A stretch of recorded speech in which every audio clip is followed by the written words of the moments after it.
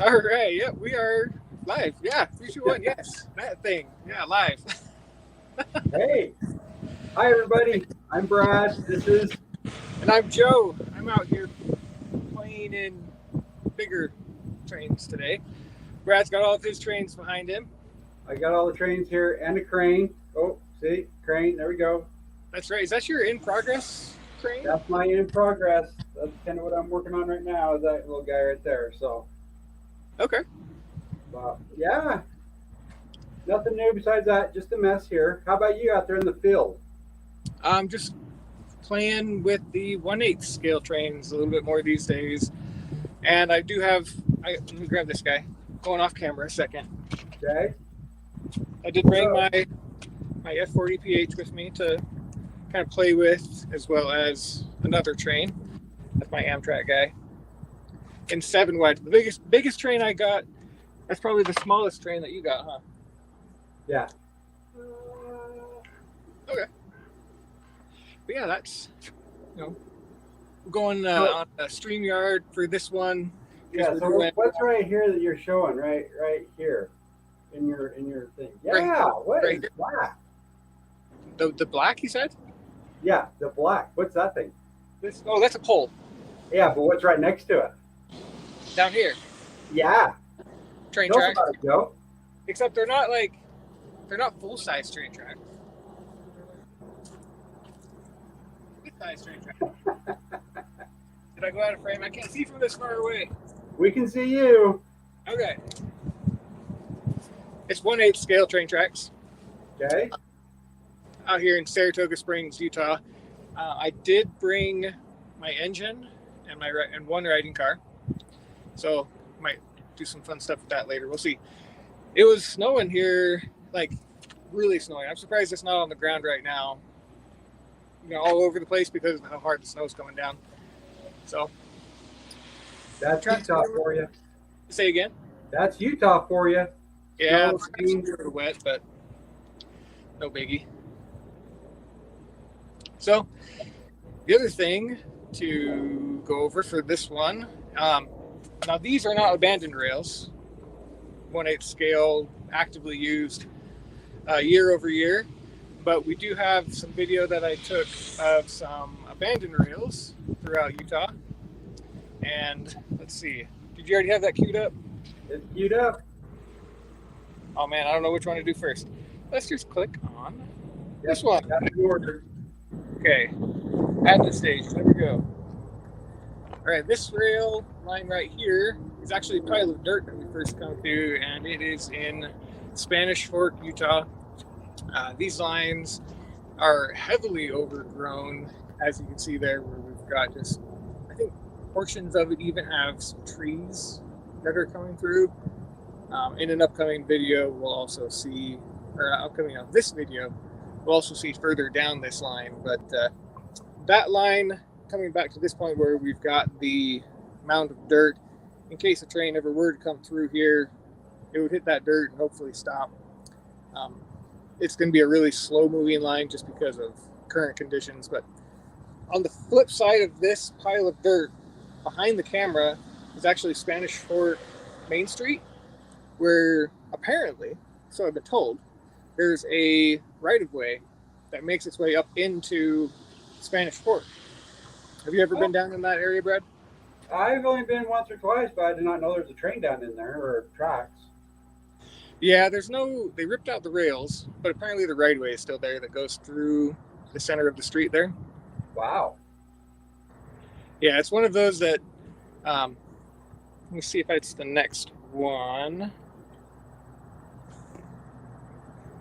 I just have to add it. I don't know what's... No, okay, this is the other direction. And you can hear me walking in the background there.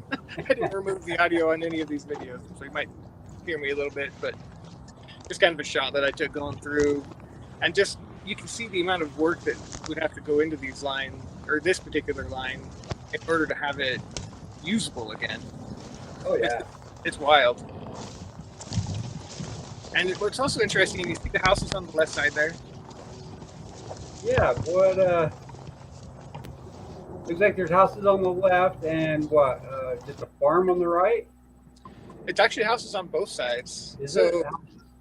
I know, like you and me, if we moved in one of those houses, we'd be, a train comes rolling through 10 years later, it'd be like, oh, okay, cool, whatever, it is what it is.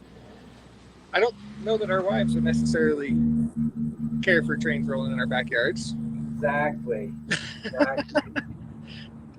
One of those that it's yeah, it'd be fun to watch them go by, but I think after the second or third night of no sleep, you probably get tired of them. Yeah, I am curious if the realtors on those ones were like, oh, well, there's a rail line back there, but don't worry, it's never used and whatnot. I don't know, Huh. but apparently, I wonder if the train, the owners like UP or whoever, they still own the land and won't ever sell it, or for development, or hang on to it. yeah, I don't know if there's already what the current status is with all of that and whatnot. Yeah. But I know a lot of them will hang on to it because they bought it forever ago. Yeah. And so it's just, it's nothing. Basically free for them to sit on. Right. Might as well sit on it. Yeah. Yep. And what's interesting about this one here, I'm going to load up the next, that one. So you can see in this shot coming down towards the freeway of that, it's the same abandoned line that we're looking at right now. Yeah. But on the other side of the freeway, we'll get to that in a minute, is a main line that's still used. And I don't know if they use a portion of this spur. There's an industrial, let's see, I can point this way. So, like here. Yeah, right. Going that way off the side. Right.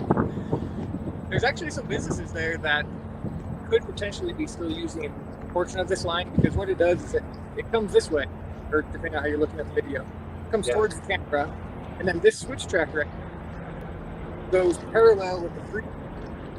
And there's a couple more spurs that are down here. So those businesses have to come onto this partially abandoned track and then back up. Yeah, I bet they probably do. Since it's, and there's no weeds on that, I bet they probably just use that first little portion, then push the trains back up. Yeah. I found the mute button for the video, so that's why I did that. Huh, that is cool. So yeah, there's no easy way to get in there, like an efficient slide through and whatnot. But when I looked over there, I don't know how long ago it was that I drove by, whether like a month or something, but this line is actually prime for being able to get a potential track line in Spanish Fork. So they could potentially run front runner on the other side of the freeway from this, all the way down here to Spanish Fork, put in a stop, and then a tracks line just straight down Spanish Fork Main Street, and who knows where beyond that. But wow, it's already there. I'm hoping it's on UTA's list of this is what we have available to us. Yeah. I thought they've been talking about taking it all the way from Ogden clear down to there. Yeah, and I have heard some rumors about Spanish Fork, or not, Payson also. Payson, wow. So yeah, it'll be an interesting future development. I don't know. What do you think? Maybe 10 years, 20 years? Oh, I'm sure in 10 years. 10 years, this valley will be all full, and they'll have to have that for sure, I bet you. Yeah, and I have no idea how long it took them to put in the current, front runner station to station, etc. So if you do know, maybe comment below or something, right? Yeah. It was over a couple years, but they did get it all in, so we'll see. Okay. Like, do you think it was like a year per station or something like that as they went down stop by stop? Well, when they originally put it in, they just built it all at once. But then after that, they did sections. Yeah, it's like every year or two they'd add a section. Whether it was 2 or 3 stops per section that they did it in. But yeah, they just did a couple mile stretch each couple years until they got Okay. down to Yeah. yeah, kind of point in the mountains. They're down in the Provo now, aren't they? Yeah. Goes down to Provo. There's a Union Pacific station. I don't have a map of it to show, but basically the heart of Provo, to the south a little bit, there's a large Union Pacific yard. Yeah. They have a stop just north of that. Okay. Now, are we heading north or south right here? This is looking south now. Okay. So this is, I don't know if they came onto that line that we were just walked down, but where we're at right now is where I had seen some cars parked. Okay. Over there. So yeah, I don't see any reason why it couldn't happen. Yeah. You might get some sort of pushback and whatnot, but that whole length right there of abandoned rail, hopefully, won't be abandoned for very long. Yeah. That is interesting. I know if you go out in the West Desert, there's just miles of just abandoned rail out in the West Desert on the west side of Salt Lake, out there in the flats. Okay. Park rail cars sometimes. Sometimes they don't ever use it for years and years. They just have miles of track out there, just out in the desert. Do they use it sometimes, like just parking stuff every once in a while? Yeah, I think they just park stuff if they have to out there. But they honestly, it goes nowhere. It goes out there like a great big loop and just stops. So yeah, it's interesting how they just have a loop here or there or a sideline that they just never use. But once in a while they'll put 50 cars or something out there and for a couple days, and that's it. Okay. Well, I guess if it's space that they've got, and it's not a big deal to yeah. There.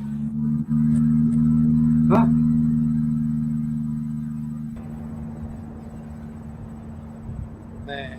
Okay, where's this one at? So this one is interesting. It's not actually an abandoned rail, the one that we're walking next to right now, but there is a spur that comes off to a business. It's going to be on the right here, or right cameras. Right here, you can see some of the rails that they ripped out from the switch track. Yeah. And so they decided, for whatever reason, that they're not going to have to maintain that switch track. And so what I thought was kind of the curiosity for me was why they spent the money to rip out the switch track versus maintaining it.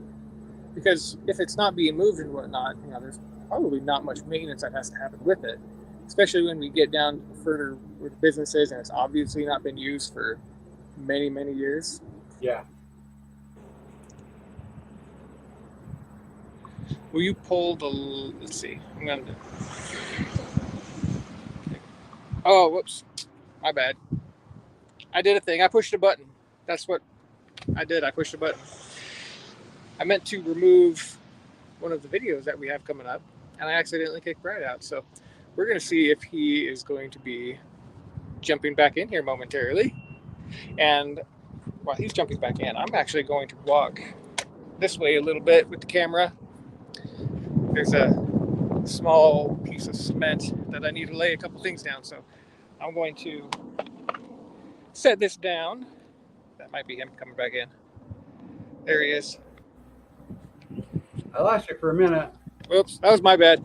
I tried to pull one of the videos so that there would be room for anybody that needed to come in to the live. I accidentally kicked you completely out. Gotcha. So I'll flip this around. A little bit of that way I can see what's happening here. I'm gonna point the camera down for a second so that I can set up some train track. Okay. All right. Down here. Oh. There you go. There you go. Okay. So your crane that's coming up, or that you were talking about in the background. Yes. I mean, I could talk about that other video if you want. We can go to my crane for a minute if you want. Say again? We can go to my crane for a minute if you'd like. Yeah, if there's no spoilers, right? No spoilers yet. No spoilers Okay. yet. All right.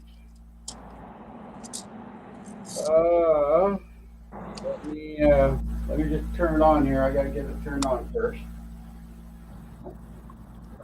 But you've got it powered up. I mean, you've got it motorized and everything already. I got just the base of it motorized. So let's just get it on here really fast.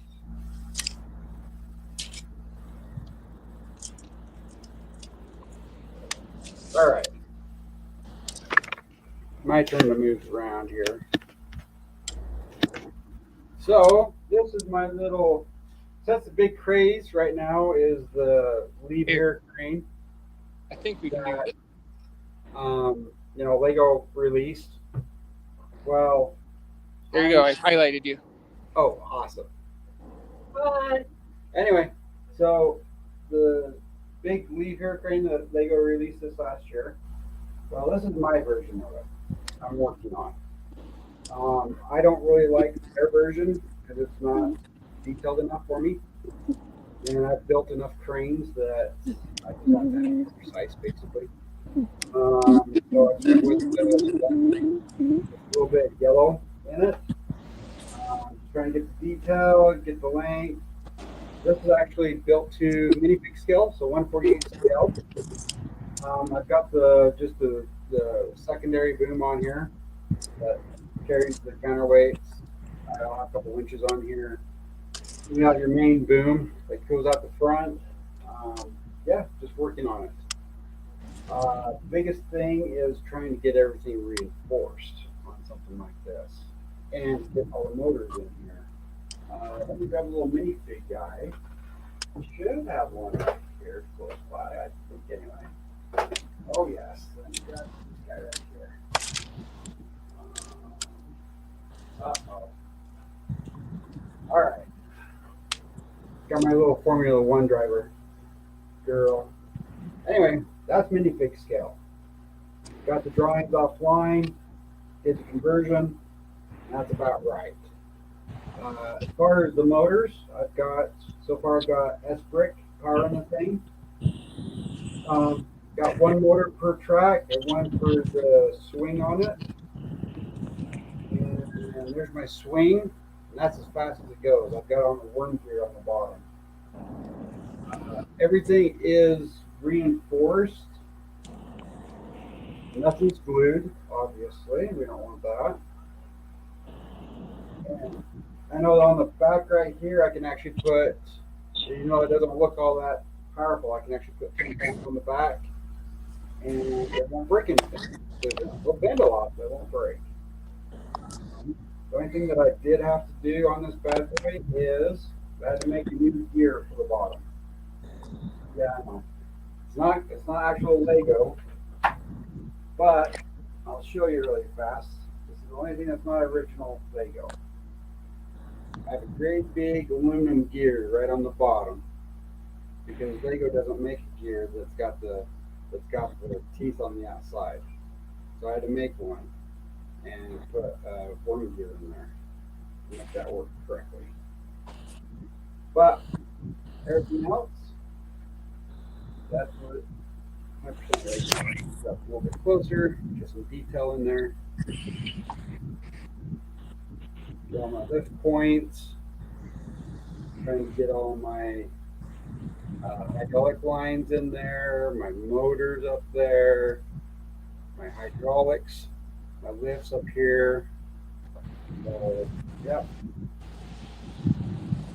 So, hopefully, the plan is to have this ready for Brick World Chicago in June. And then we'll go right into Brick in August. So, I'm going to catch both Joe and I at Brick World and Brick Slope this year. That's our plan. So, that's what I've got going. Good times. Oh, we got a little bit of wind noise on your end. Joe? Yeah, I did pick up a little bit. I'm gonna. Is it like I need to mute for a minute type of wind noise, or? I think you're okay now. I think you just had to turn your phone just a hair. Got the wind past Oh, you. okay. I can't tell which way it's blowing from, so. You're good for right now. Okay. All right. Well, if you want an entertaining show, I'm gonna try to get the engine out of the car. There. So, Yeah. Here's Joe. Here's over here. so you can crack some jokes while I try to get it out because this is going to be interesting. It's about 300 pounds, so. Okay. I'm pretty sure that's not OSHA approved or anything like that. So if this falls on Joe, someone call 911. Hopefully he'll do. Here he goes. Now I believe this is his little train. We've already showed it once. And hold on here. I'm not sure if he's put the front on it as Thomas the Tank or not. Yes, he has. I believe that's Thomas the Tank. That's Thomas the Tank, isn't it? What's pink? Isn't that Thomas the Tank? Oh, Thomas the Tank. I thought you said pink. So this is Dart. Oh, Dart. Dart. One of the diesel engines from the Thomas the Train series. There you go, Dart. Dart, yes. I think he's on the rails, but I'm going to double check.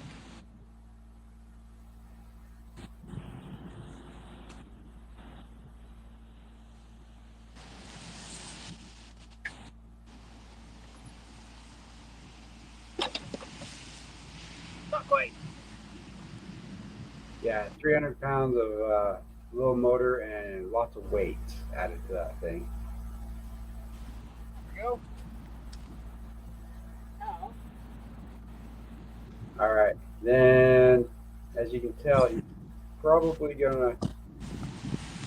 Yeah, there's a little bit of a process to this. So he'll get that moved forward a little bit. There you go. And then he'll grab the. now I need the chalk. Or thing. There's chalk because it will roll away. Skate, that's what it's called. Skate. Sorry, I said the wrong Okay. thing. They put that in front of the tire, in front of the wheel. Sorry, in front of the wheel, and rolls it onto it, and it'll pinch it between the wheel and the rail. Oh, I gotta figure out how to change my camera. So we'll just do this. All right. Is that a good angle? Yep, that's good. The skate. All right. So just like that. Up on the skate, just like that. Up on the skate. So it just the weight of it holds it to the rail, and it stays all in place. Right there. Okay. Then. Oh, come on. Technical difficulty. Hold on 1 minute. All right. All right, there we are. Okay. So with this, now he's got to slide the next car over. Thankfully, these ones aren't as bad on the waves. So, oh, there he goes. You can lift that one. Okay, so that's his little seat. I haven't seen this car. This is a new build for him. This one's brand new. It's like a debut. Yeah. Now I built this one. Let me change my camera angle so you guys can see a little better here. Let's do this way.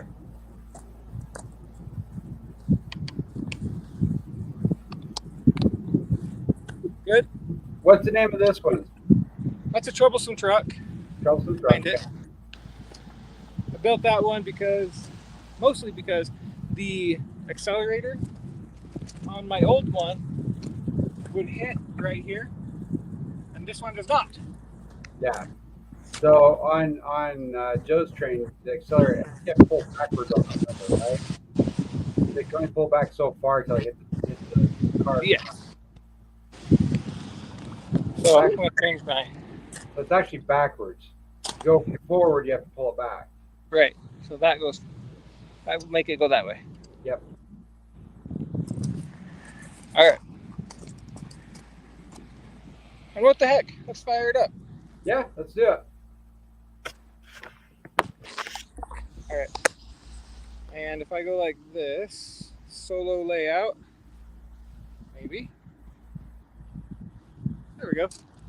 Full screen. Full screen. Okay.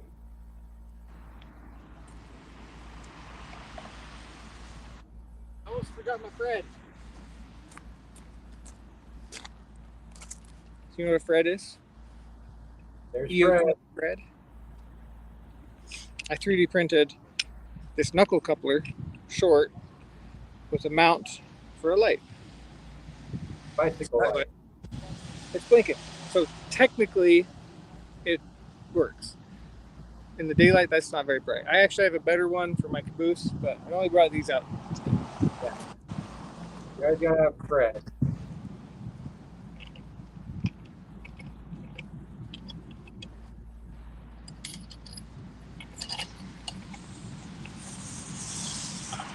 Okay, so he hooks that on, and as far as I know, he has to prime the engine.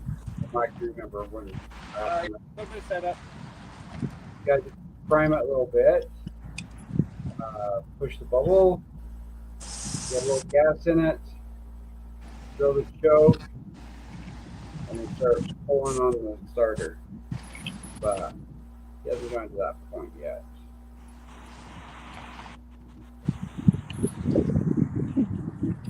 I can't get my chain off. Okay. Oh, there he is. Okay.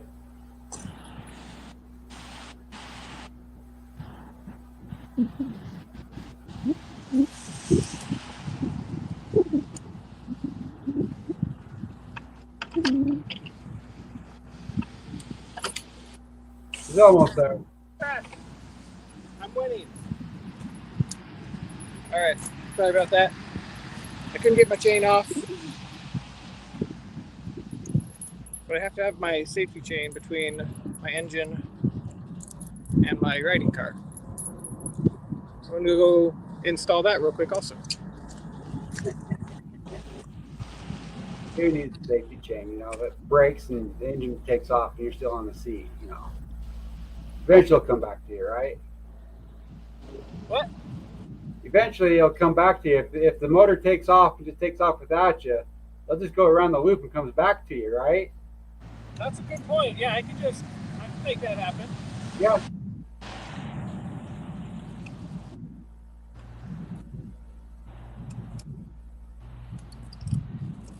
I don't know that I'm ready to put on that kind of show, though. That's a different kind of life. Go from a puller to a pusher.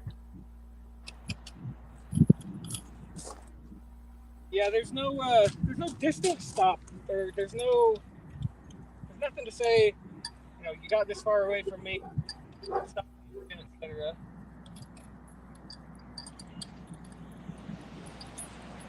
But right now, you guys are getting a look at the realities of setting up one of these trains. It's not just take it off the vehicle and go.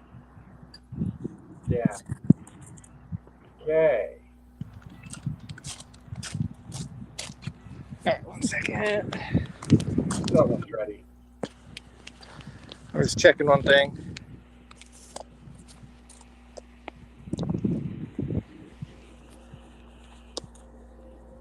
Okay. Right, there he is. Hello. There's my face. All right. How about we do a lap? Sure. Okay. I don't even know what we can see in the camera, though, because you're not going to get the entire lap on camera. No. It's not wide-angle lens. But I can wave at you from the far side of the small loop here. Okay, let's do that. Okay.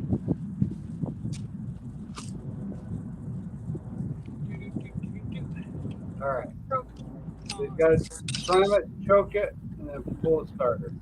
What? Nothing. I'm just going through the process. What you're doing? Oh.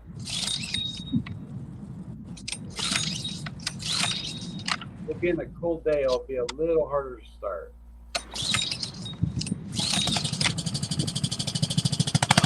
Okay.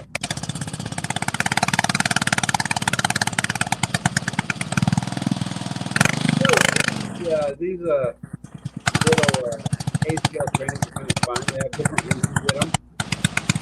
They're basically just a lawnmower engine, which is really cool.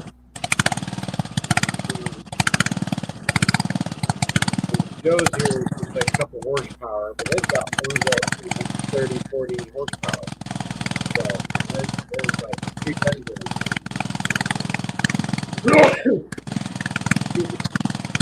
So getting it off of that stock now. Walk away.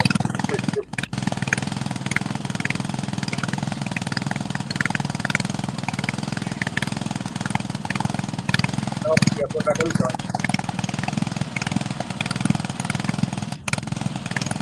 Oh, all right.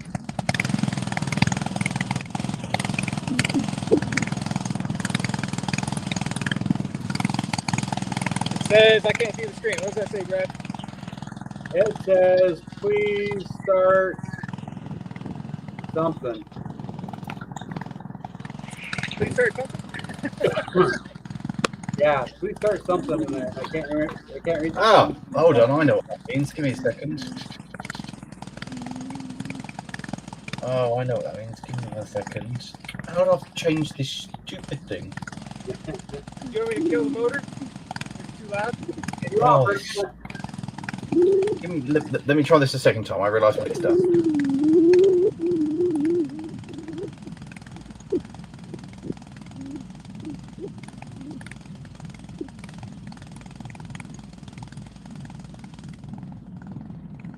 All right. We'll give him a second. Okay. I'll go back to solo. All right, go do your lap. What? Go do your lap, and we'll Okay. connect back with him in just a minute. Okay. Here I go. Okay.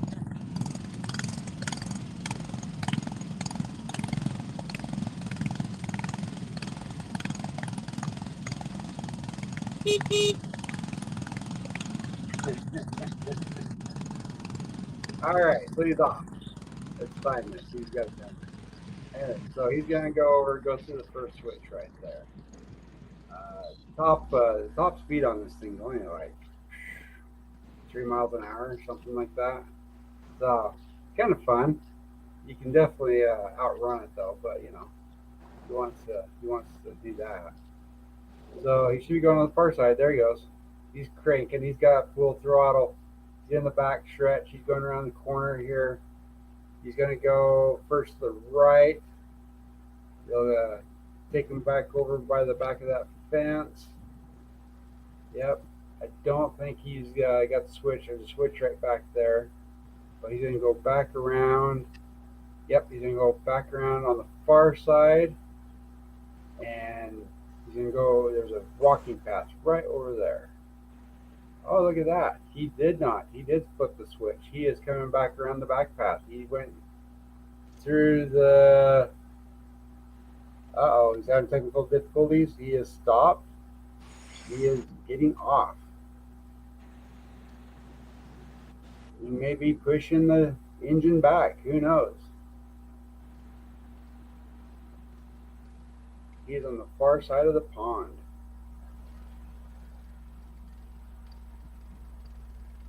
He is back on. He's going again. He's in the back stretch. Come around the final loop. There should be a switch right back over there because it's a kind of this is a big figure 8. Basically what he's doing. And he's just taking the cheat way right through the center there. And he is back on this side now. He's in the home stretch.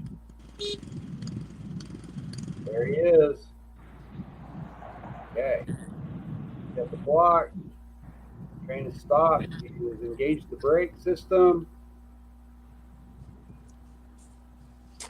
There he goes. I'm back. You're back. Awesome, dude. I fixed things. I'm There we good. go. Woohoo! I understand technology. I really don't understand technology. I was like, I just click this, I press this, and everything works. And then it's like, what is? Oh, I've switched to the wrong webcam. It's not plugged in. That makes sense. So I was doing the same thing. It's like, why isn't this working? I don't understand. Well, it was your first time using StreamYard, right? Yeah, I've never come across this software before. I was just like, click. Yes. Internal, like Steam works. Anything that's electronic, I'm just like. Well, I guess it's your Ruston 48 then is right up your alley for getting that thing restored. The second one that you bought, actually, right? Yeah, because it's associated with the wiring loom is basically a wire that goes to engage the starter. You've got one which is a couple of switches which turns on the headlight, the rear light, or the internal light. Yeah, and that's about it for electronics. Actually, there's actually nothing else. It's just that simple, and I can follow that because you go wire here, goes to battery, then goes to light. Therefore, I can figure that out. That makes sense. Yeah, And that's my level. This is Laurie from, he's got up on the screen there, Laurie's Mechanical Marvels. Make sure to hit up his channel there and say hello. You can follow the progress on that second Ruston 48. That is, I haven't seen a video on that one in a little bit, so I'm hoping you've got one in the works. It's coming out next week. This week, there's a video on the Talcon. I was there for their launch event.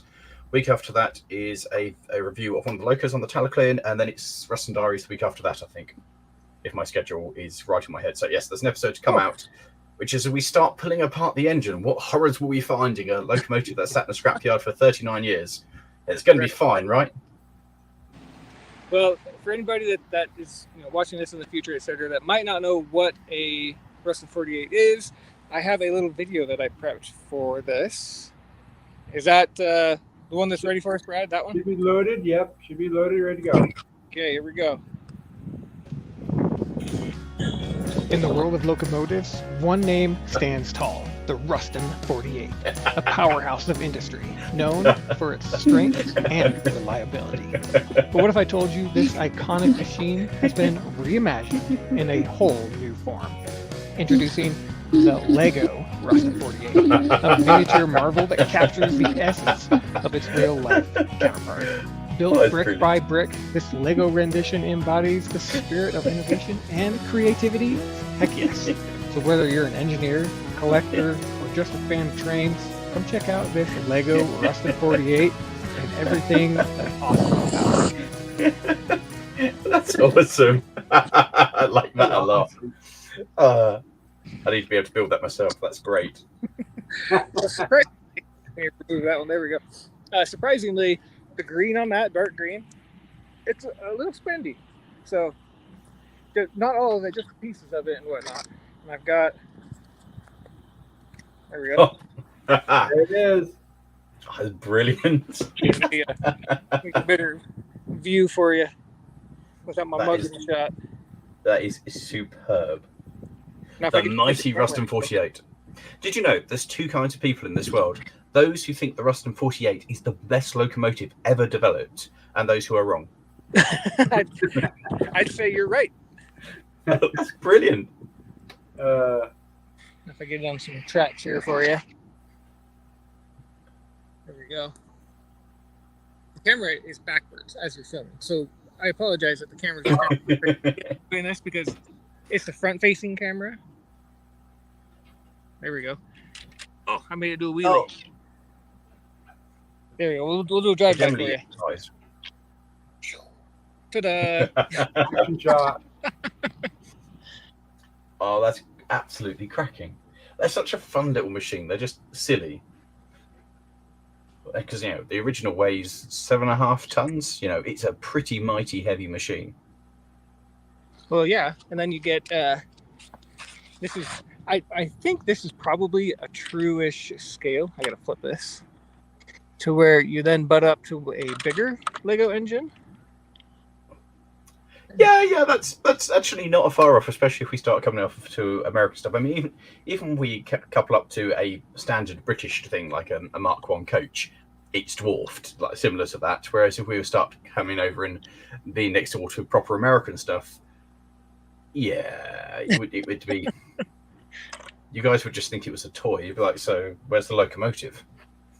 Is that why you like it so much? Then it's kind of totally useless. I would say useless, but a toy, more or less.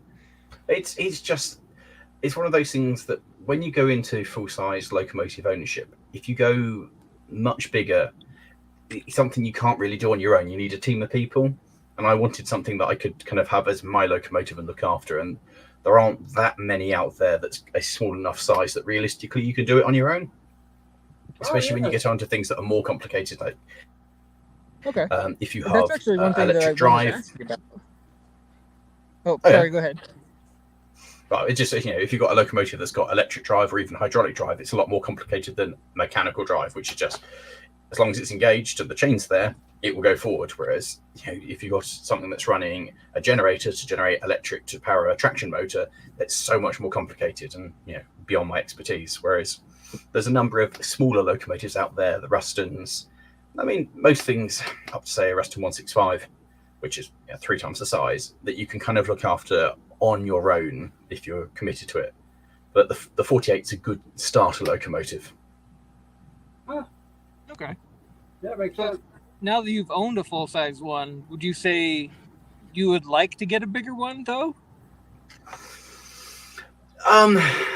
Maybe. I think I'd like to gather more locomotives, although I quite like having the idea of just having useless locomotives. Things that aren't really capable of running a train on a railway or having a commercial use. So small, useless locomotives, I think, is kind of where I want to go on, because certainly the second Ruston, if I hadn't got that, it would still sat in the scrapyard and eventually disappear. So I wanted to do something and save them and look after and bring them back into the public eye. Yeah. So your plan is to run double-header Rustons. Oh yeah, that's for sure. That I can't wait to do double-header Ruston. That's going to be amazing. I'm trying to figure out the best spot to keep my mug in the shot, and at the same time, it's not working. Not really working, ish. Anyway. I mean, even when you hold it, the scale's not that far off from how big it actually is. Vanna White, woo! Check out the train. Oh, it's such a lovely little thing. It's pretty good. You've done well in Lego with that. That's pretty spot on. I should just ship it to you. You can play with it for a while.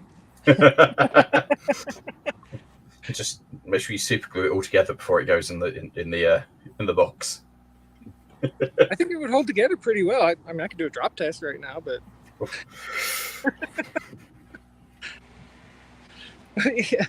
I meant to ask you also: are there going to be any Ruston 48 Easter eggs on that layout that you're working on? One of my friends who's part of the challenge does actually have so Hornby, which is a model manufacturer over here, has produced the Ruston 48. They haven't done my one yet, but a friend of mine owns one that has been repainted and renamed to be mine, so it may well appear as at the show running along the layout, so it may be there in miniature if he remembers to bring it. Was that little one that we'd seen? Yes, it's appeared. I think at least it's appeared in photos. Okay. But yeah, it's appeared before, I think, at least in photos. But yes, hopefully, tiny Ruston on the layout. Hopefully. Okay. I have to hide it in there and make that Easter egg just for fun. So just hold on, we won't hide it. It'll run if it happens. It would trundle across the whole layout. Okay. At scale speed, taking about an hour to get from one end to the other. Okay.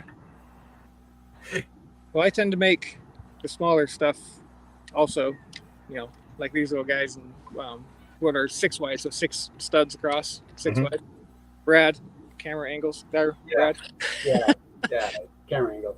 He makes the bigger ones that you can see in the background that are 8 studs, and we do the 8 studs, all that stuff. All of our stuff though, we can run in a room, whereas your Ruston, I mean, where do you run something that big at? So the 266, that one, is at the Mid Suffolk Light Railway. So it's a heritage railway that I've been part of for about the last 17 years. So I'm a senior diesel driver there. In fact, this Sunday coming, I'm driving there for Easter. I've been there a while. So, and then it's used for when it's in service. It's used for shunting and works trains and that kind of stuff. Just because it's mine doesn't mean I get to drive it. So you have to be rusted and kind of say, "Oh, we want to do such and such," and you say, "Oh, I can drive then," or you turn up occasionally and just see it trundling past. Right? That's mine. Oh, so you're not the exclusive driver of it then? No, that's not how it works. Okay. I just happen to own it. So, and then sometimes I know that it's being used, and sometimes you're like, or you turn up and like, it's moved. Yeah, who's playing with it now? Why is it not here? Interesting. Owning a locomotive, particularly in the UK, it's very different to owning a locomotive. But owning another type of classic vehicle, like owning a classic car that you can just hop in and go when you want. Yeah. It's all rules and regs. I can't just rock up and be like, I want to take the loco out. It would have to be go to the railway and say, "Hello, I wish to have a play."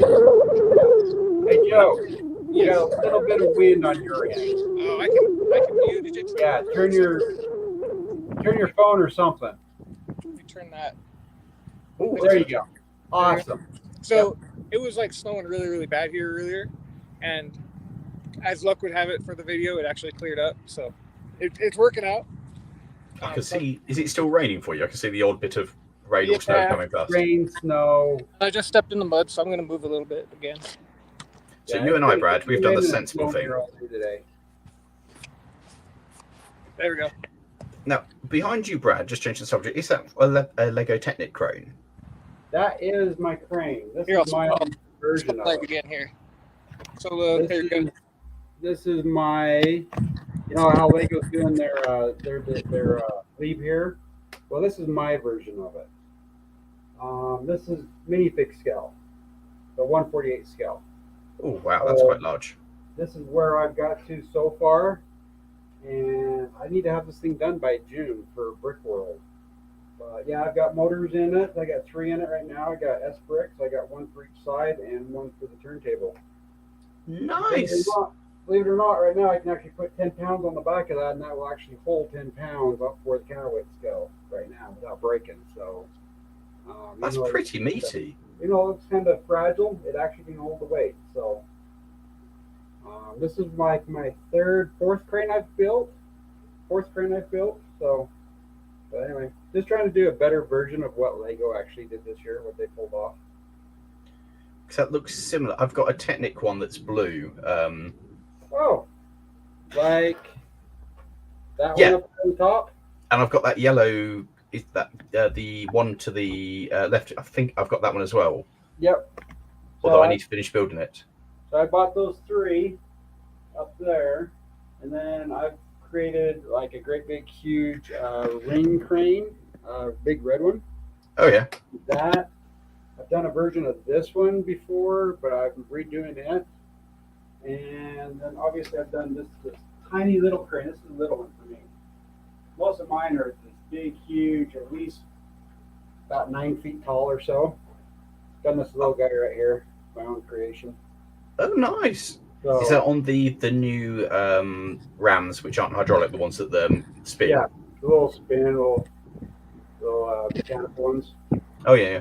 Has a little jib that pops out, all that stuff. Nothing electric on these, no motors, it's all manual, but it's a cute little crane. You put that next to a monster like this to actually assemble it. So I've done this at shows where it actually assembled this, kind of, by hand with a crane like this. And you can also use this as counterweight when the That's awesome. Yeah, so it's kind of fun. We put it to practical use before because we had it hold up my roller coaster at a show before. We've done that too. So, That's cool. They're usually rated. The original one I just built, this one, the other configuration of it, it could lift about 10 pounds at full boom heights, and then my big red one is about 5 pounds. I think it's 5 pounds. And anyway, that one's about 9 feet tall. think, or 7 feet tall, something like that. When it's all Wow. put together, and that's a big ring crane, where the whole base is just basically on railroad tracks. So it just spins on railroad tracks. Okay. Yeah. That's mental. So that's the stuff I like. That's proper cool, but also mental. So, and then hold on, I got to do this just right. I've got a snavel car right there. Do you know what a snavel car is? Oh, it's when you've it's suspended from the two lot for the super heavy load in the middle, yeah? Yes. So that's what that one is right there. And I've got on both ends, I've got like right underneath there, I've got where it can actually pivot and it can actually lift the ends. So when you're going around corners, it can actually offset the load to one side or the other, and it can actually lift the load up and over girders and stuff like that. That's proper cool. That one's actually got motors in it, so it will actually work off of your power functions, motors, and all that stuff. It's proper cool. So as you're driving it around a loop, you can actually sit there and play with it and actually lift it and move it over as it's going down the track. So that was a fun one, but it takes a lot of room on that one. Yeah, for sure. That's usually a last day show thing because we have to move people's buildings, trees, things like that, because it'll actually go across all the tracks, across bridges. We have to it's the simple things to run it around the track on the last day. So that's usually a fast track. So as it demolishes everything in its path. Oh, it does. It really does. So, has a little bit of suspension in it, so all the tires move, all that stuff as it goes around the track. It's really cool to watch. That is proper cool. I like that. That you are a smarter man than I for being able to do that. It just takes time and money. That's all. Yeah, but that's everything. I mean, that's the same for the Ruston. It's just a big Meccano set. Yeah, there's mechanical sense. So. Well, the rain started to pick up here again. I had to move my phone inside the car a little bit. I hope there's no wind noise. Nope. You guys can totally have a laugh at me trying to get the train loaded up in the car. But being that the rain's picked up again, I'm going to try to get my train put back in the car. So you can hang out for a little bit, chat, make fun of me, whatever. You know, I'm going to take my train that way and come back right here. So I'll be back. Fair enough. He got $5 as he's going to drop it out of the back of the car. I recently helped a friend offload one of their engines out the back of a car, and it was a tight fit, and it's one of those that you see it as it's offloading, as everything's bending, going, I'm just gonna step back and just right. Especially when this engine, I mean, it doesn't look that big, but this engine is a couple 100 pounds. It's for sure 300 pounds, 250, 300 pounds. This engine has got. So what gauge is this? This is a 1/8 gauge. What's 1/8 thoughts? Because in the UK we tend to do 3.5, 5-inch, and then 7 1/4, and then up to. This is 7 1/4. What's considered 7 1/4. Okay. So they also call it 1/8. At 7 1/4, you're on proper size engines. Yeah. So it's a good little engine, just a backyard engine. Mm-hmm. So fun little thing, and he's actually got what I consider a small one. It's only like 5 horsepower or something like that. Yeah. Whereas some of these people that actually do these, they're like 30, 40 horsepower engines, and they're huge. Oh yeah, I'm sure. A friend of mine's currently working on a 5-inch gauge big boy, rather. Huge. Oh yeah. Massive, great engine in 5-inch as well, and he's got a half complete 3.5-inch big boy, and then moved on. Was like, hey, I know what, I'm going to move on to and start doing a 5-inch one.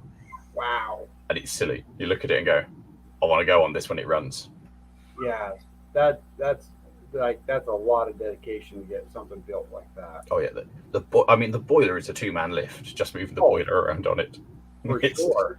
And you're like, if it's real steam, right? You runs off. Yeah, steam, right. Yeah, going to be live steam engine. Yeah, that is just silly. That's what it is. Silly. That's dedication there to build something like that. So Dedication or stupidity, either or. yeah. But, so $5, is it? Yeah. I know there's a little bit of wind noise. I'm sorry, but in your favorite type of theme of train. I just, that's your favorite theme, right? Yeah, absolutely love it. Yep. I got the engine and I was like, oh, that's Dart from Thomas. Funny enough, we're going to have a little bit of fun with this. I'm driving Thomas on Friday, actually. Oh, nice. Oh, are you? Yeah, I think I'm driving Thomas, or it might be Percy. It's one of the two. I can't remember. But we don't usually see Percy over here. It's usually just Thomas making the rounds. Yeah, it's Thomas. We've got, I think there's 3, maybe 4 licensed Thomases in the UK. Oh, really? Yeah, Wow. they all look slightly different. Full size, right? Yeah, full size. Wow. I think R1 is based on a Robert Stevenson's and Hawthorne 060. So what? I can't remember. No, it was called Pengreen, and it's number 54. So it's a big 060. Used to be a saddle tank, and now it's been converted to be a side tank. Huh. Yeah, the only one I know of that we've got here only one I know of in Utah here. I'm sure there's a lot more in the U.S., but the only one in Utah that I know of, they basically just put a picture across the front of it, and it's just steam locomotive here in Heber. And every once in a while they'll bring basically a poster out, put the face on the front, and that's it. They call it Thomas, and it's like, no, that's not Thomas, but whatever. There's one, I don't know where it is. There's one that's a small switching engine with outside cylinders that's done up as a Thomas in the US, and I look at that and go. And then there's a couple of the dummies, aren't there, that just get pushed around. Yeah. Well, I guess I owe you some money because he didn't drop the train. No, I'm actually quite surprised. I am too, actually, because I've helped him unload that thing before. And it's a little rickety, that ramp and stuff, and you're like, okay, but he did it. It's experience. That's what it is. Experience. Yes, that's what it is. There's one of my videos of unloading a Reliant, which was a British brand of cars. They were famous for making 3-wheeled cars. You had 1 wheel in the front, 2 wheels at the back. And there's a video of me offloading this, and it is so close to the edge of the ramp as it comes down. And I'm sat in it, just rolling off the ramp. And afterwards, I watched it back and went, "Oh no, that's so close!" And I was like that much of just dropping it off the edge, and it's a 5-class car. Oh, that's awesome. So would have been bad. Or good, depending on the video of what you're wanting to get the viewership of, right?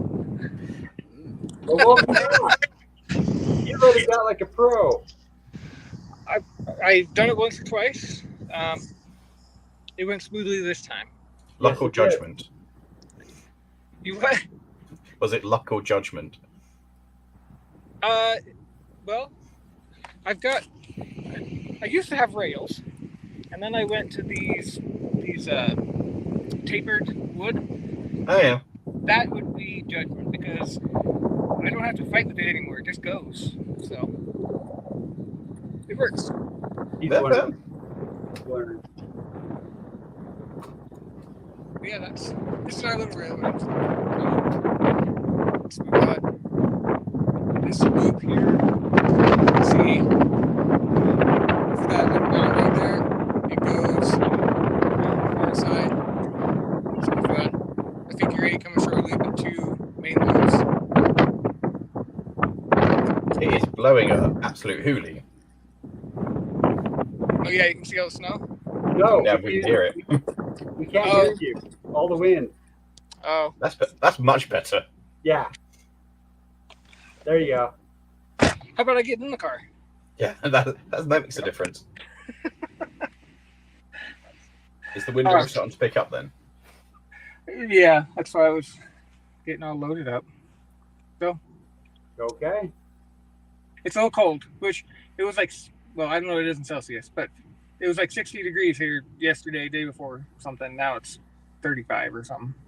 Yeah. I think my latest car, for some reason, is now stuck on Fahrenheit, and I have no idea how to change the temperature back to Celsius. So I think it said it was 44 yesterday when I was driving home in the evening.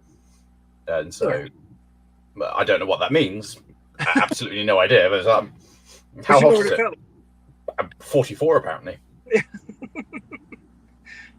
And then I've set the internal temperature to 71. I don't know what that means. That's like the comfortable. 70 is good, comfortable. Okay. I can work with that. So hold on here. If this is right, 35 degrees Fahrenheit is roughly 1.6 Celsius. Oh, that's cold. Yeah, there's snow coming down. Yeah, it would make sense. I'm tempted to just hang out here for a minute or longer. And if it dies down, I'll just go run around the track again once or twice. I was gonna say, isn't your Lego outside right now being rained on? No, you were doing something. I don't know what you're doing. And I turned my camera off and I went and I picked it up. Okay, just making sure you didn't forget about it. That 100% is the kind of thing I'd do. Like, get home, like, been a really good day. Oh no, it's still there. I did that yesterday actually because I painted some wheels for one of my gondolas, and yeah, I totally forgot they were out there and it's got snowed on. So I did the same thing. It happens. I forgot. What did I forget? I was leaving one of the railways. So one of the places I drive on is the Corris Railway in Wales. So for me, that's literally the other coast of the country. Well, another country, go out of England and into Wales. So from my house, it's about a 5-hour drive. And I got about an hour away and realised when I was last there, I was like, I've left my shoes there. Now they're my Steelies, so I've taken them off and got changed and got in the car and be like, yeah, see you guys later, and totally forgotten. No, it wasn't my shoes, tell you, it was my loco bag. I left it on the footplate, got changed, got everything, put it back in, and suddenly just had that realise I've left the bag on the engine. So now I'm back into Wales to go pick up my bag, to turn around, to come back. So I think I got home about 2 o'clock in the morning. That was a long day. You're an idiot. You're an idiot. You're an idiot. What's the total drive time? You said it was on the other side? It's about 5 hours between home and there. So I normally go up the day before, stay the night, and then do my day on the footplate, put the engine to bed, and then head home, getting home normally for about midnight. See, Brad, we got to up our game because that's like going to the coast for us. Well, another hour on top. I mean, literally, it is going to the coast, but I already live on basically the coast. 10 hours.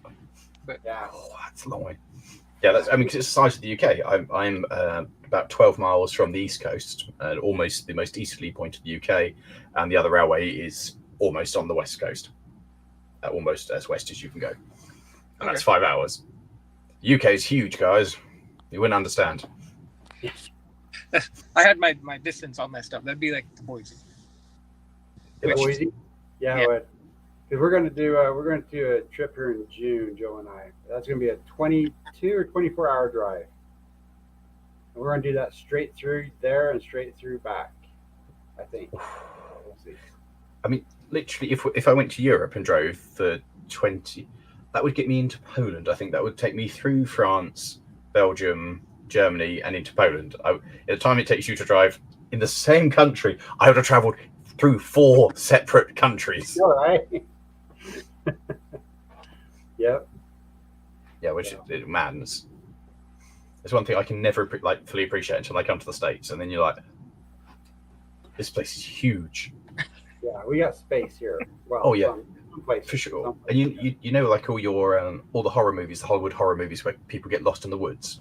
When I was young, kind of growing up, I'm like, how does this make any sense? Because most of the forest around here, you just keep walking in a couple of hours, you'll be out, and that's the edge of the forest. And then I came and visited the States and filmed out there in Missouri. We were filming in this house on a hill, and just everywhere you looked, it was like forest,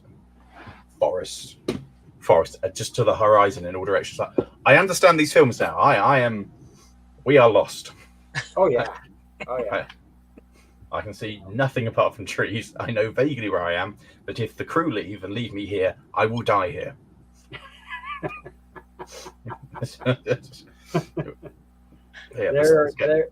There's probably places here in the U.S. or here in Utah anyway that's probably people have probably never been to before, ever. There's probably a few places in the desert, West Desert and stuff like that people have never ever even seen or put their foot out there. It's just amazing when you start driving and looking, and it's just how big and open things are. I mean, you don't want to just be walking, like he said. Over there, you'll walk, come to a house, couple of hours. Here, totally die out there. Like, So. I mean, to be fair, in at least my part of the UK, in East Anglia in the south, you never somewhere where you can't see a house. In the countryside, there will always be a farm, a house, a property of some. Like, if you ever got into real trouble, and your car's turned upside down, your phone's dead. In this part, there's always a house that you can see, that you can wander to and be like, help. So yeah, it's a lot more smaller country, densely populated. Yeah, crazy. Yeah, it's a bit weird, especially when I've been out to the States. You're just driving around, being like, Nothing. There's nothing there. there's nothing here. No. The cornfields, yeah. Yeah, or just trees or nothing. Yeah. It's quite fascinating. And also just the scale of everything, like from the trucks to the trains to the size of the portions, much bigger. I haven't done Utah yet. It's on my list. A little bit bigger than a Ruston 48, huh? Oh yeah. If I ever got stupidly rich, I'd love to take it out to the States and just take it to some heritage railways for people to be like, where's the rest of it? Well, you got to have on your bucket list then to come to Utah, to come to Promontory Point, where are you familiar with that? No. Here? So the East Coast and West Coast rail line, they were coming to combine and make a continuous rail line from east to west. And here in Utah is where they made that connection at. Oh, is that Golden Spike? Yes, Golden Spike. Yeah. Ah, I do know that. I did just know where it is, and that's where they've got the replica of Jupiter, and I can't think what the other one is. Is it Jupiter? Is the record? Yes, Jupiter and 81, maybe 91. 91, anyway. I think sounds right. Yeah, those two. That's the meeting point, and there's a replica, a museum there. Yeah. Yep. Yeah, it is on my list of things to do. There's also stunning, like, a piece of scenery of nothing but mountains behind, right? Correct. Yeah, that's like, you look at the mountains, you say, oh, okay, yep, that's east, and now I know which way to go north. And so if you put me in like the middle of Texas or something where everything's flat, I'm lost. Yeah. Because I mean, it's some of the engineering that happens in this country is pretty amazing to get around hills and mountains and over whatever. Well, we don't really have mountains, but But then you kind of like, when you were crossing the states, like the guys who were building that railroad was just incredible. The sheer scale of the operation to go from east to west, and the difference it made being able to travel literally across the continent is like just mental. Oh yeah. And have you ever seen the pictures of where they build the tunnels, where they'll actually go into a mountain and turn around and come back out above themselves? Oh, what, they use it as a big spiral? Yeah, big spiral in the mountain tunnels, where they'll go. Yeah, when they go into it, and where they can actually go into the mountain, go through the mountain, and then come back out above themselves, and they can actually look down and see the back of the train going into the tunnels. Yes, That's some of the stuff that they did to get rail lines, just to build the elevation to get over mountains. See, we don't have the train like that. We never. There's one narrow gauge railway, a famous one called the Festiniog Railway, and that's got a spiral in it as it goes round and then crosses over itself to get some more elevation as it goes onto a new bit of the railway. The original bit's now part of a dam. But that's about it. We never did that. And also, like, the utilization of the railroads is totally different. We're a commuting railway. You use it to get around, whereas you guys are it's freight. That's the whole point of your railway, is to move vast quantities of stuff. I mean, hell, some of the trains that you guys have wouldn't even fill up the UK. That's it. The whole train, though, just all for the entire country. Yeah, pretty much. It's just, well, there's one end, that's the other. Conk, yep, it's arrived. That's why I like silly little things like the 48, because it's silly. And as locos go, they're one of the smaller the standard gauge locomotives in the UK. It's not. There are a couple of things that are smaller, but it's also, for a rail like Mid Suffolk, it's a really useful thing, because you just turn the switch, fire it up, and it moves, and then you can just go grab a wagon, move the wagon, park it back off. And whereas the next size up is the Ruston 88, and that's got air start and air brake. So before you do anything, you've got to turn the little donkey engine on to charge up the air tank, and then fill the air tank, and then use that to start the engine, and then wait for the air to charge back up so you've got brakes. So by the time you've done all of that, the little 48 will have done whatever you've asked of it and be parked up, and you'd be having a cup of tea. So for little railways and for yards and things, it's superb. For anything bigger, I mean, flat out, it will do 9 miles an hour.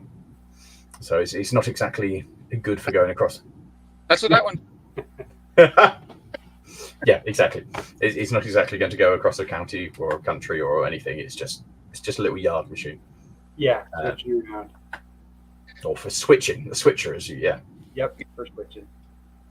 Now I know it's getting late for you, and I don't want to take up too much of your time. No worries. We did have earlier during the live, we were going over a whole bunch of abandoned railways, and as we're talking about the yards and whatnot, do you see a bunch of abandoned rail lines and different industries rail? There's not a huge amount of. I mean, we have a huge amount of old track beds where the railways were closed in during the beaching cuts and before. So that's when British Railway realised they were losing a terrible lot of money, and the best way was to just do mass closure. And so there's lots of places you can still see the track beds, you can still see the tree lines, and if you use Google Maps, just go, oh yeah, the railway used to go there.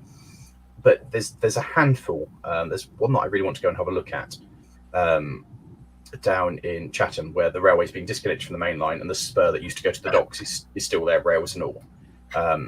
There's some on the Isle of Anglesey that's still there, and I think there's some up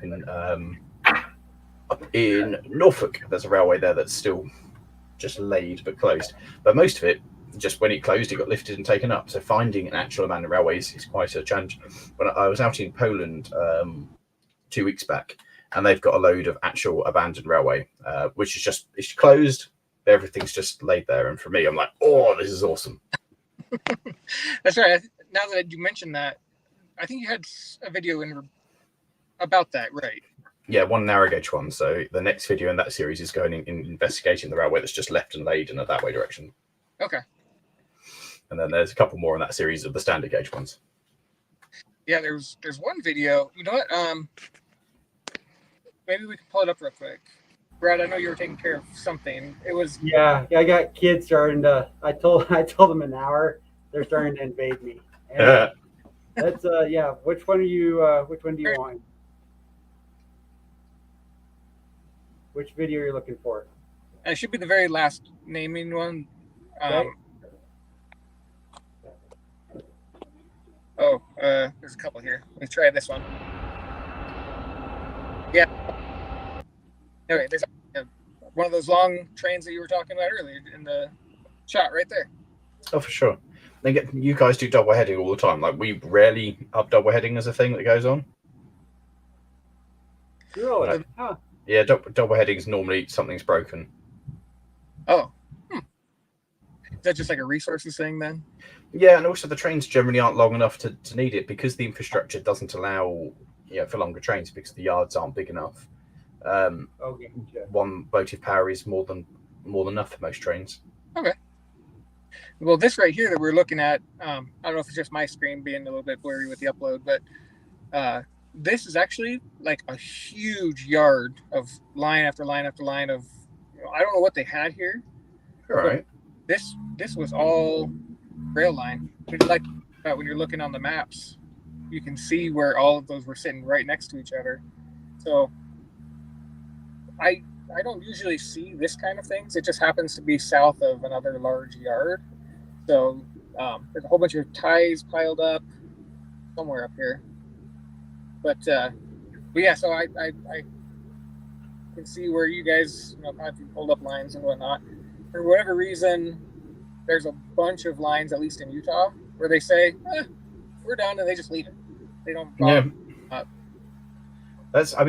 It did happen, but it got, most of it just got taken up and it was used or recycled or just disappeared. Finding them in the UK is rare, and also we're a lot more there's fences up against all railways, so you can't actually get anywhere near to it, whereas everywhere else in the world seems to be a lot more open for you to get a bit closer and actually see stuff, where it's all properly fenced off in the UK now.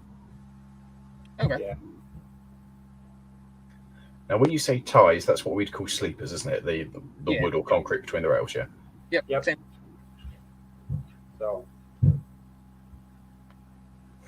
So I've got a couple of videos coming out of ones in Poland There was the abandoned railway that I found up in Scotland. That was a preservation railway that just closed down. That basically ran out of money and said, "Don't come back." Although that has now reopened. The new guys have taken it over. They've got it running again. They've relayed a load of track, excavated a load of it, and they're now running service again, or at least in the new year when the summer comes, they'll be running trains again, and that's a really cool thing. So, an abandoned railway that I went to visit is no longer abandoned and working. That's a good thing. Yeah, it's really cool. It's really cool. Apart from that, there's not that much properly abandoned stuff. Okay. Yeah, but we were kind of chatting about that earlier with some lines here that they look abandoned, but hopefully will be used for public transit soon. Right. Yeah. We've got a pretty good, within the last, 20 years or so, we've got a pretty good public transit system that utilizes rail. Oh, cool. Yeah. So we've been lucky. They do the light rail light rail basically goes east to west, where the main, what we call front runner, which is the main locomotive, goes from north to south. So you it's like a grid. Mm-hmm. So you'll get on the main one to go north to south, get off where you need, and go east and west on the light rail. Okay. So, yeah. And then obviously you got the buses on top of that if you need to go anywhere, in between. We cover a lot more area too here. We go right now it probably goes 60 miles north and south. Probably All right. 10, 15 miles east to west total. So it's a big valley that we live in. So it kind of fills the whole valley. And they want to keep it farther south. And they actually talked about even taking it clear down to Vegas, which is at the very bottom of the state. I don't know if they'll ever do that, but who knows? So that would be your 5-hour drive right there to give you your comparison. Just can't comprehend it. Just it's so mad that that's just the size of it. A couple of years ago, we went to Florida to do the Kennedy Space Center, and then drove up to some friends in North Carolina. That was an epic drive. This would have taken me through several countries back home. And for the local guys, like, oh yeah, we normally go up there. Yeah, oh yeah, we've got a summer house down in Florida. Yeah, we'll just go down for the weekend. You're like, what? Yeah.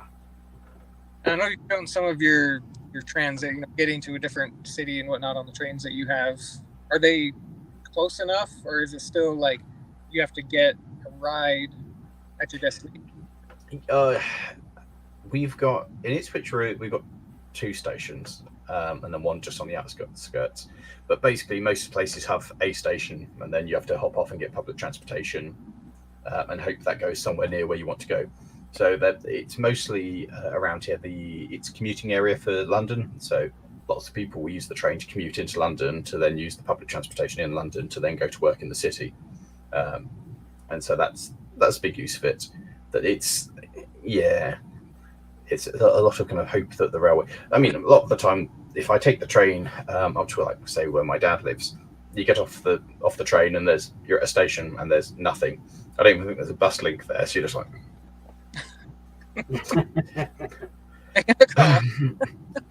Where are you, Dad? You coming to get me? Nope. I guess I'm walking. That's awesome. It's a weird blend over here. So it's a strange little country. But lots of trains, like lots of heritage stuff, and that's cool. Yeah. The sun came out, so I'm not gonna get all windy on you. I gotta lock up the switch tracks up here, put the locks on before I head out. Okay. Well, I'm gonna buzz. My kids are bugging me, so I'm gonna go. It was nice meeting you. Yeah, and you, mate. Yeah. Talk to you later, Joe.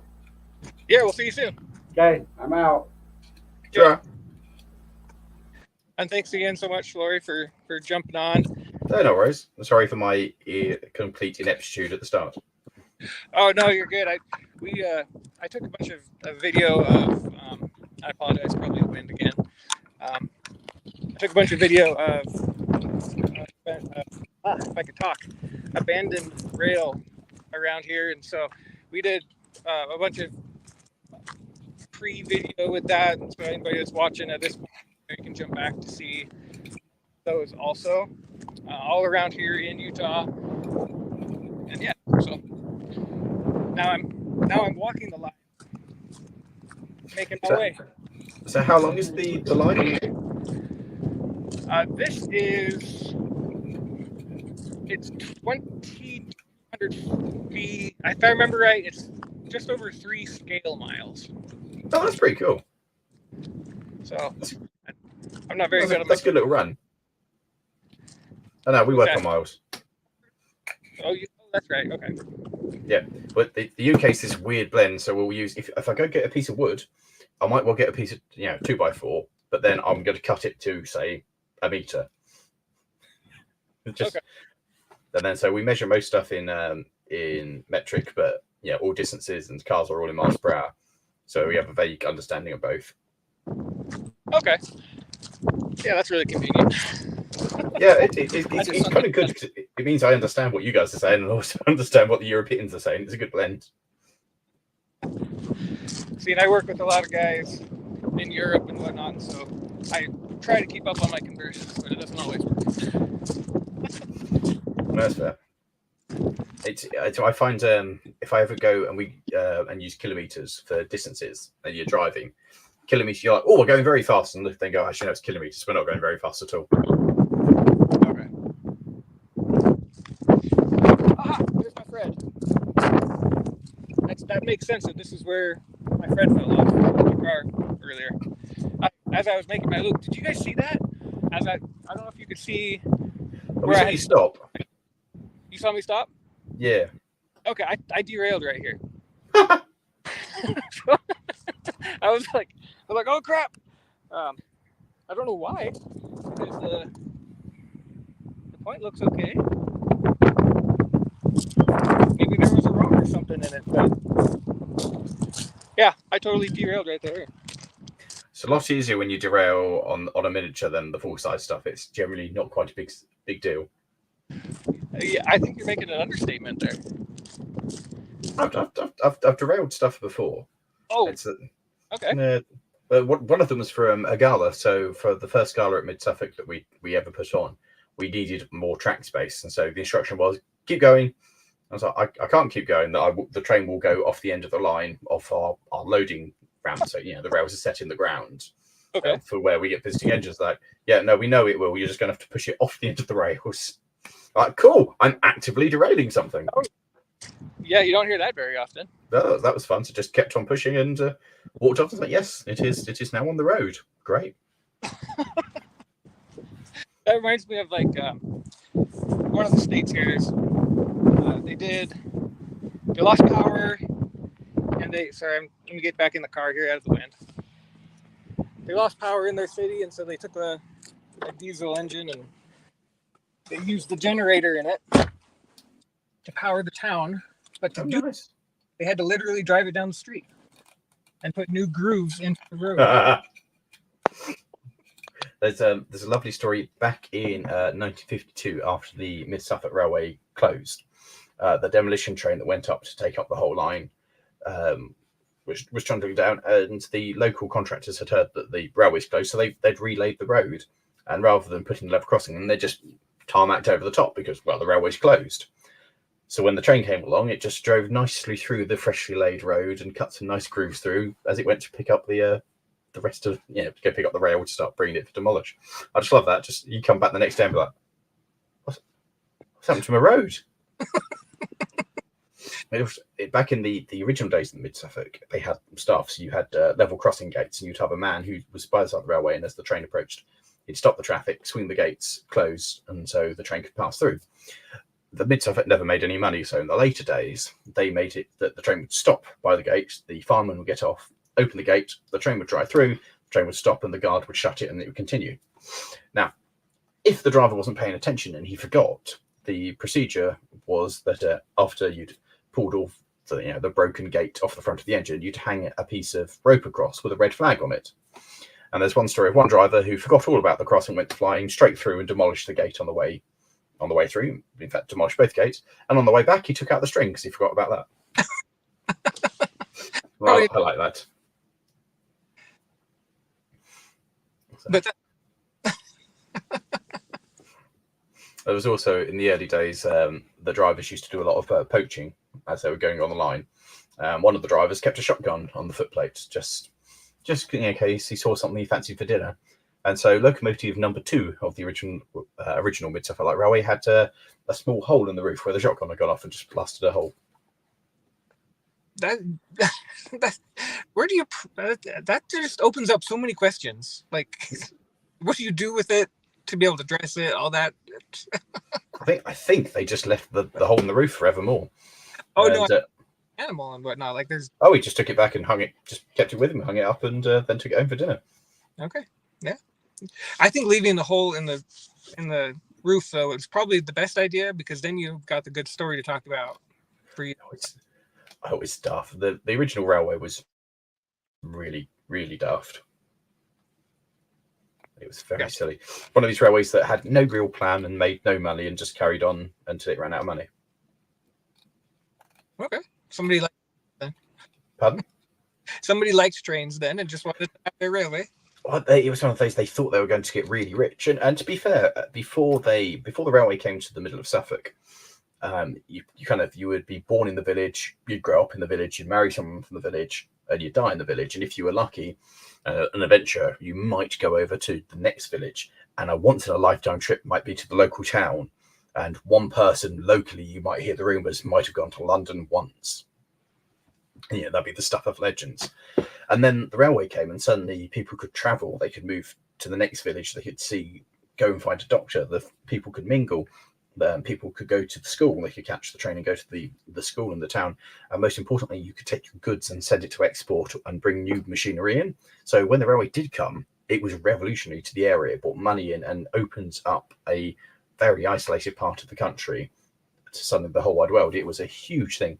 And so the guys who were building the railway knew this and thought that it would make them rich. It didn't. They ran out of money about 3/4 of the way along the proposed route, and the route was never finished. It just stopped in the middle of the field. The railway just stopped. Okay.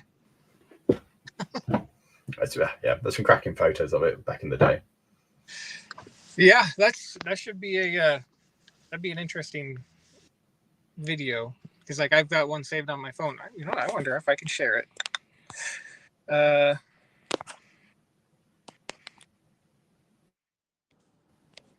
Not that button. I don't know. It's but yeah, I've got this picture of this train that backed out of its, I don't know if it was a shed or something, but then it like essentially was upside down because it backed out into a stream. Ooh, that's quite a mistake. Yes. Yeah. That's quite an error. Oh yeah. Can you imagine explaining that to the shed foreman? But so, got a bit of a problem here. You know which way up it's normally meant to be. Yeah, right. I'm going home today.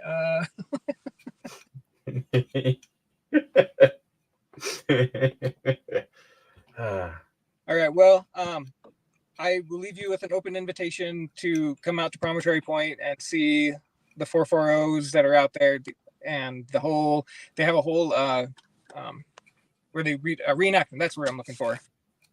So if you're ever out in Utah, we will shuttle you up there to take in the sights up there of those engines and the full thing and whatnot. Yeah, thank you again so much for hanging out today. And that's great, and that's a wonderful Ruston you built, and I will hold you to that, because I do want to come up and see that, because I think of sites to see in the States, that's got a railway site certainly. Seeing the Golden Spike is one of those things to go and appreciate. Yeah, maybe I could make that one look like a Ruston 48. Well, make something happen. I mean, it's an excellent choice. Yeah. I mean, I made the little Lego one of it, so I do enjoy it also. Oh, that's good. That's made my day, that little thing. I'm very impressed. And the video beforehand was superb as well, bigging it up. I can't play it again. That was on Brad's computer. Well, for anybody that's watching, they'll just have to go back to about halfway in the video now or so for being able to see it again. But yeah, open invitation. I'll hold you to that. I'd like to do that. I'd really like to do that. Oh, cool. Yeah, and thanks again for hanging out for a while for us. And no worries. Thank you for the invite. Yeah, we'll talk to you hopefully soon. Yeah, for sure. All right. See ya. Yeah.